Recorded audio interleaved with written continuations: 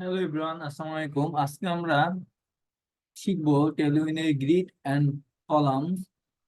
তো টেলুইনের grid and columns বোঝার জন্য আমি একটি কোড কপি করে নিয়েছি।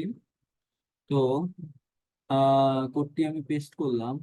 তো গ্রিড অ্যান্ড কলাম বোঝার জন্য প্রথমত বুঝতে হবে যে গ্রিড কি। গ্রিড আসলে কতগুলো আইটেমকে সুন্দরভাবে সাজানোর জন্য ব্যবহার করা হয়। তো গ্রিডের একটি প্রপার্টি হলো কলাম। তো একটা গ্রিড কতগুলো কলাম থাকবে। তো এখানে আপনার যে কোডে দেখতে পাচ্ছেন, ক্লাসের ভিতর আমরা লিখেছি গ্রিড, মানে ভিতরে যে চাইল্ড গুলো যেগুলো হবে সেগুলো গ্রিড আকারে থাকবে। তো গ্রিড কোন আকারে থাকবে? গ্রিড কলামস আকারে থাকবে, এবং এই গ্রিডের কলাম হবে 4টা, এবং প্রত্যেকটা কলামের ভিতর 4 করে গ্যাপ থাকবে। তারপর এই হলো আইটেম 1। ওকে, তারপর হলো আমরা লিখলাম আইটেম 2, আইটেম 3, আইটেম 4, এবং সর্বশেষ আইটেম 5 অ্যান্ড আইটেম 6। তো আইটেম আইটেম 1 এর জন্য আমরা কি করেছি দেখেন। আইটেম 1 এর জন্য আমরা কল স্পান 1 দিয়েছি। ঠিক আছে, কল স্পান 1 কি? ঠিক আছে, এবং কল এই 2 এগুলো কি, এটা আমরা কোডটা রান দিলেই বুঝতে পারবো। তো আমরা কোডটা রান দিই, এবং কোডটা রান দেওয়ার পর আউটপুটের সাথে মিলিয়ে মিলিয়ে দেখি। এই যে এই যে আমি কোডটা রান দিলাম, এই কোডের আউটপুট হলো এইটা।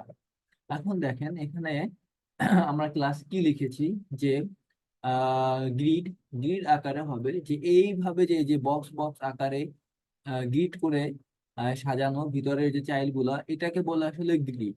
আর এখানে বলা হয়েছে গ্রিড কলস। ঠিক আছে, মানে কলস দিয়ে বোঝানো হচ্ছে কলাম। এই যে গ্রিড গুলো সাথে সাজানো হবে, এবং কি আকারে সাজানো হবে? কলাম আকারে। ঠিক আছে, রো ওয়াইজ বলা নাই, এখানে কলামস বলা আছে, মানে কলামস আকারে সাজানো। এখন কয়টা কলাম হবে দেখেন, 4 বলা আছে, তার মানে এখানে আমাদের 4টা কলামে ভাগ করা আছে। ঠিক আছে, তো 4টা কলামে ভাগ করা থাকলে এখানে তো আপনি দেখতে পাচ্ছেন একটা, দুইটা, 3টা কলাম। আসলে এখানে 4টা কলামে আছে। এই যে সেকেন্ড আইটেমটা, এটা আসলে 2টা কলাম নিয়ে নিছে। কেন 2টা কলাম নিছে সেটাও আসলে ক্লাসে বলে দেওয়া হয়েছে। এখন এখন আমরা আইটেম 1 এর দিকে তাকাই। তো আইটেম 1 এর দিকে কি বলা হয়েছে? কল স্পান 1, অর্থাৎ এই যে তুমি তুমি তো গ্রিডের ভিতরে থাকবা। তো গ্রিড তো কল 4 পর্যন্ত, কলাম 4 পর্যন্ত, কিন্তু তুমি তার থেকে একটা কলাম নিবা শুধুমাত্র। তো এই যে দেখেন, এটা শুধু একটা কলামই নিয়েছে। এবং কল এন্ড কোথায় গিয়ে শেষ হবা? কল এন্ড এটা 2 যখন শুরু হবে, তো সেখানে গিয়ে তুমি শেষ হবে। কিন্তু আইটেম 2 এর ক্ষেত্রে আমরা কি বলেছি? কল স্পান 2 মানে আইটেম 2 তুমি 2টা কলাম নিবা। তো এই কারণে আসলে আইটেম 2টা একটু বড় দেখাচ্ছে, আসলে এটা 2টা কলাম নিয়ে নিছে। কিন্তু আবার আইটেম 3 তে আমরা কি করেছি? আইটেম 3 তে আবার কল স্পান 1 দিয়েছি, যার যার ফলে আইটেম 3 কিন্তু একটা কলাম নিয়েছে। কিন্তু দেখতে পাচ্ছেন যে আইটেম 4 ফুল টুকু নিয়ে নিয়েছে। কেন ফুল টুকু নিয়ে নিয়েছে? এখানে দেখেন লেখা আছে স্পান 4 কলাম, অর্থাৎ 4টা কলাম নিতে বলেছি। এই যে দেখেন কি বলছি, কল স্পান 4, অর্থাৎ গ্রিডের যে কয়টা কলাম, অর্থাৎ গ্রিড থেকে তুমি কয়টা কলাম নিবা, অর্থাৎ গ্রিড থেকে এখানে আমি বলে দিলাম গ্রিড থেকে তুমি 4টা কলাম নিবা।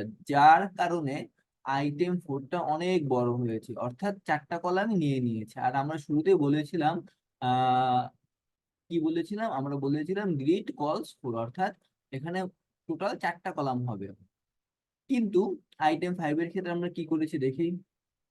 এই যে আইটেম 5 এর ক্ষেত্রে আমরা বলেছি কল স্পান 3, এই কারণে এটা 3টা কলাম নিয়েছে, প্রথম থেকে 3টা কলাম নিয়েছে। এই হলো একটা কলাম, এই যে। আর আর ওই যে আইটেম 2 তো 2টা কলাম নিয়েছে, তো টোটাল 3টা কলাম এখানে শেষ হয়েছে।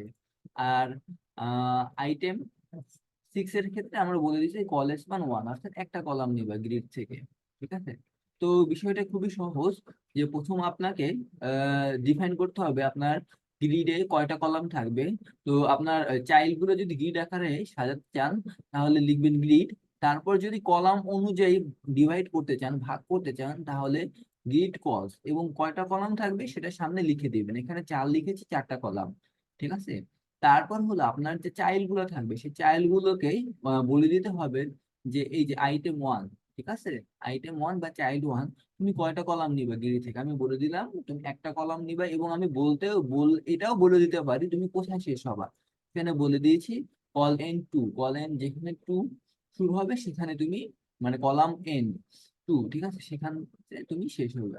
মানে কল এন্ড মানে হলো কলাম কোথায় এন্ড হবে, টুতে গিয়ে শেষ হবে, ঠিক আছে। এই তো। তো আজকে এই পর্যন্তই। আল্লাহ হাফেজ।